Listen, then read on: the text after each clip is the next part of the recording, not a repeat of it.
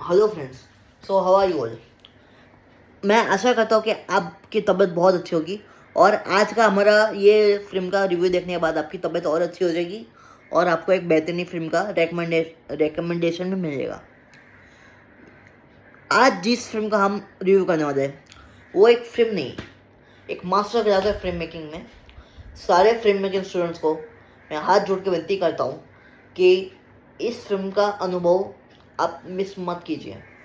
ये फिल्म एक once in a lifetime experience है और इस फिल्म का मज़ा आपको आईमैक्स थिएटर में ही मिलेगा। नॉर्मल 2D में देखेंगे आप इस फिल्म को तो उतना मज़ा नहीं मिलने वाला है आपको, इतना मैं दावे के साथ कह सकता हूँ। जी friends, genius film maker Christopher Nolan की लेटेस्ट फिल्म ओडिसी की बात कर रहा हूँ मैं। तो ओडिसी 2026 में आई, 2026 में आई एक action horror thriller periodic movie है जिसको डायरेक्ट किया है क्रिस्टोफर नोलन ने, जिनको किसी इंट्रोडक्शन की ज़रूरत नहीं, जिन्होंने इस पर the Dark Knight, Memento, Prestige, Dunkirk जैसी क्लासिक फिल्में बनाई है। सब फिल्में उनकी मास्टरपीसेस है और मैं उनकी फिल्मोग्राफी को बहुत फॉलो करता हूँ, बहुत एडमायर करता हूँ, बहुत पसंद है मुझे उनकी फिल्मोग्राफी। सो इस फिल्म में है मैट डेमन, टॉम हॉलैंड, एना हैथवे, रॉबर्ट पैटिसन आदि आदि। इस फिल्म की कहानी वही है जो हम सब ने ट्रेलर में देखी कि किंग ओडिसियस एक ट्रोजन वॉर ख़त्म करके अपने घर लौटना चाह रहा है, बट उनके घर वापसी में ही उनके सामने बहुत सारी चुनौतियाँ आ जाती है। तो क्या क्या चुनौतियाँ आती है और कैसे वो घर पहुँच भी पाते हैं कि नहीं, ये सब जानने के लिए तो आपको फिल्म देखनी पड़ेगी। तो फिल्म में एक ही नेगेटिव पॉइंट है, उसके बारे में हम आगे बात करेंगे, but let me start with the positives जो इस फिल्म में बहुत ज़्यादा है। तो सर फिल्म का सबसे बड़ा, सबसे महत्वपूर्ण जो पॉजिटिव पॉइंट लगा मुझे वो है केओ वाला सीक्वेंस। इस फिल्म में एक केओ वाला सीक्वेंस है जो किसी हॉरर थ्रिलर फिल्म से कम नहीं डरा था हमें। इतना गजब का वो सीक्वेंस है ना कि आपको मज़ा ही मज़ा मिलेगा उस सीक्वेंस में। मैं आपको ज़्यादा बताऊंगा नहीं क्योंकि ये स्पॉइलर फ्री है, बट वो सीक्वेंस देख के आपको ऐसा लगेगा Christopher Nolan should direct horror movie. भाई क्या ही डराया है उस सीक्वेंस ने हमें, गजब का वो सीक्वेंस था और आपके साथ से थाम देगा वो सीक्वेंस।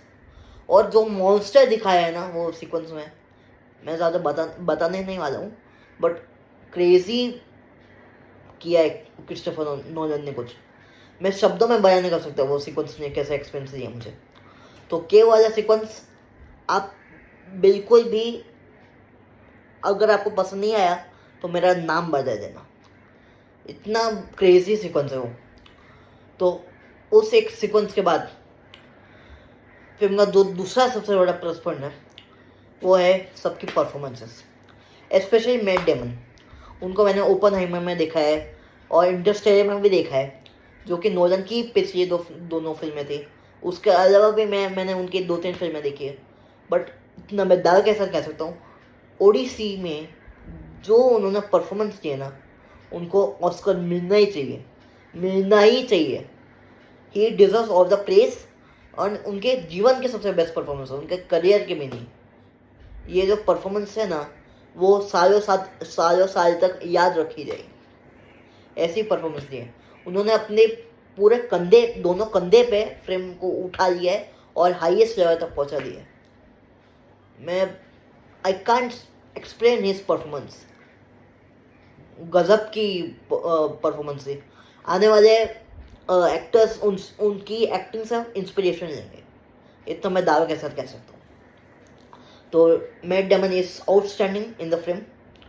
एंड बात करें अगर दूसरे स्टारकास्ट जैसे Robert Pattinson, Anne Hathaway and Tom Holland की, तो टॉम हॉलैंड के बारे में हम नेगेटिव पॉइंट्स में बात करेंगे, बट रॉबर्ट पैटिसन ने कमाल का एंटागोनिस्ट प्ले किया है, कमाल की एक्टिंग की उन्होंने। और इतना गुस्सा आ रहा था ना मुझे उनके परफॉर्मेंस देख के, मैं क्या ही बताऊँ कि इस कैरेक्टर को पकड़ के मारो, और ओडिसियस का कैरेक्टर मारता है एंड में और आपको सेटिस्फेक्शन मिलेगा। इतना इतना खतरनाक, इतना डेंजरस वो कैरेक्टर है रॉबर्ट पैटिसन का। And Anne Hathaway as Penelope, जो ओडिसियस की वाइफ है। वो काफ़ी खूबसूरत भी लगी और काफ़ी मैच्योर परफॉर्मेंस दी है उन्होंने। एक एक पत्नी का दर्द, जो अपने पति से बहुत सालों तक दूर रही है, वो दर्द काफ़ी बेहतरीन तरीके से उन्होंने अपनी एक्टिंग में दिखाया और बहुत ही गजब की एक्टिंग की उन्होंने। और दूसरे छोटे मोटे एक्टर्स जितने भी थे, सब ने बहुत अच्छी तरीके से प्ले किया है अपने कैरेक्टर्स को, और क्रिस्टोफर नोलन ने सबसे अपना 100% निकलवाया है। तो but Matt Damon and Robert Pattinson and Anne Hathaway stage the show, specially Matt Damon. Matt Damon को तो मैं ऑस्कर मिलते हुए देखना चाहता हूँ इस फिल्म के बाद। तो परफॉर्मेंसेस एंड के वाला सीक्वेंस के बाद इस फिल्म का जो तीसरा सबसे बड़ा प्लस पॉइंट है वो है इस फिल्म का जानदार बैकग्राउंड म्यूजिक।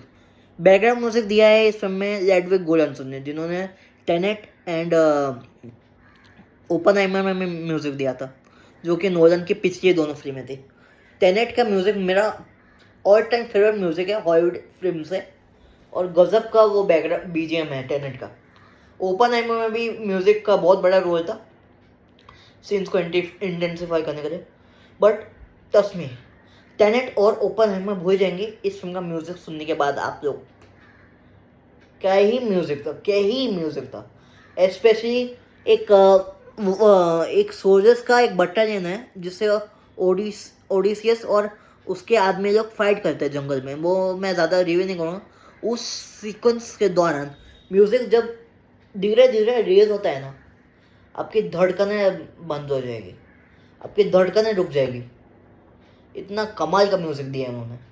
और लैडविग गोरांसन इज़ द सेकंड पर्सन इस फिल्म के क्रू से जिसको मैं मानता हूँ ऑस्कर अवार्ड मिलना चाहिए इस फिल्म का म्यूज़िक देने के लिए। इतना इंटेंसिफाई कर देता है ना हर एक सीक्वेंस को इस फिल्म का बीजीएम के, मैं क्या ही बताऊँ। गजब का बैकग्राउंड म्यूज़िक दिया है। और इस फिल्म का बैकग्राउंड म्यूज़िक का मज़ा आपको आईमैक्स थिएटर में मिलेगा, क्योंकि हर एक बीट आपको फील होगी अपने दिल के अंदर। सो म्यूज़िक, परफॉर्मेंसेस एंड के वाला सीक्वेंस के बाद इस फिल्म का जो लास्ट और सबसे पॉजिटिव पॉइंट है तो वो है इस फिल्म का अपनी मूल कहानी से ईमानदार रहना। ये फिल्म ने कोई क्रिएटिव लिबर्टी नहीं ली है। ओडिसी में जैसी कहानी प्रेजेंट की गई थी, जैसी कहानी लिखी गई है ना ओडिसी में, जो कि एक ग्रंथ है ग्रीक माइथोलॉजी में, वैसी ही कहानी फिल्म में दिखाई गई है। अपने सब्जेक्ट से ये फिल्म ईमानदार है। इस फिल्म की ईमानदारी मुझे काफ़ी पसंद आई। सो मैं ज़्यादा कुछ बताऊंगा नहीं। फिल्म के सिनेमाटोग्राफी बहुत ही आई प्लीजिंग है, फिल्म की एडिटिंग बहुत ही शानदार है, फिल्म के एक्शन सीक्वेंसेस भी काफ़ी अच्छे हैं, specially the climax sequence. But इस फिल्म में एक नेगेटिव पॉइंट है जो मुझे लगा, जो है Tom Holland. Let me be honest friends, मैं टॉम हॉलैंड की मैंने दूसरी कुछ फिल्में नहीं देखी है। मैंने उनको स्पाइडरमैन का रोल प्ले करते हुए देखा है, और स्पाइडरमैन के अलावा मैंने कल ओडिसी देखी, मतलब ओडिसी ही देखी है मैंने स्पाइडरमैन के अलावा। उनकी फिल्म वो सूट नहीं हो रहे थे टेलीमैकर्स के कैरेक्टर में, जो कि ओडिसियस का बेटे का कैरेक्टर है, वो सूट नहीं हो रहे थे लिटरली। वो छोटे बच्चे लग रहे थे। उन्होंने अपनी तरफ से 100% दिया है इस परफॉर्मेंस के लिए, but it was not at all suitable for the role of टेलीमेकर्स।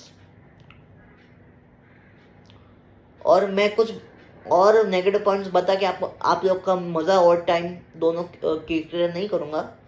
Please आप सबसे हाथ जोड़ के विनती करता हूँ, प्लीज़ आप इस फिल्म का एक्सपीरियंस आईमैक्स में ही लीजिए। मैं देता हूँ ओडिसी को 4.5 to 5 out of 5 stars. Vande Mataram giant. Please watch this masterpiece by Nolan. ये फिल्म सदियों सदियों तक याद रखी जाएगी।